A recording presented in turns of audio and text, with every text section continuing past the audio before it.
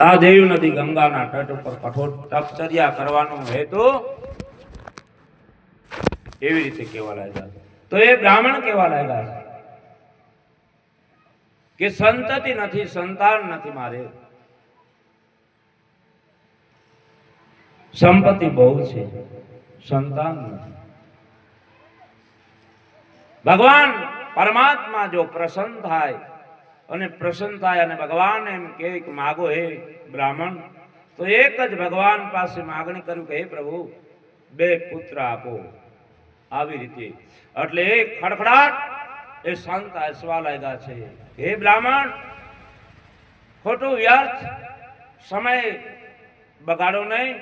તમારા પ્રારબ્ધમાં આ જન્મ નહીં, 7 જન્મ લગન બાળક છે નહીં, સંતાન છે જ નહીં. જાઓ, ઘરે જાઓ. આમ સંત કહેવા લાગ્યા.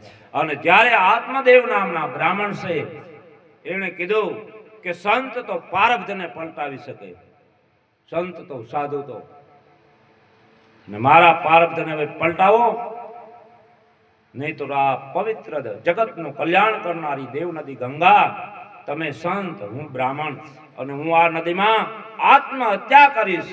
આમ જ્યારે સંતની સામે બ્રાહ્મણ આત્મદેવ કે છે કે હું આત્મહત્યા કરીશ, અને પછી એ સંતે રોક્યા છે. શું છે બનાવવાનું ભાઈ મનીષભાઈ? રાત્રિનો, બરાબર ને? હા, રાત્રિનો આ કાર્યક્રમ કાલે છે 8:30 થી 10 વાગ્યા લગન પેટ ભરીને ઉત્સવ મનાવવાનો છે. બધું રેડી છે. ફટાકડા 1-2 ફટાકડા પણ રાખજો ત્યાર. અગાઉ સૂચન આપી દઉં, 2-4 ફટાકડાનો અવાજ કરવાનો, મટકી ફોડવાની. અખંડ રાસ મંડળમાં ભગવાન વૈકુંઠમાં રમ્યા છે એ રાસ લેવાનો છે.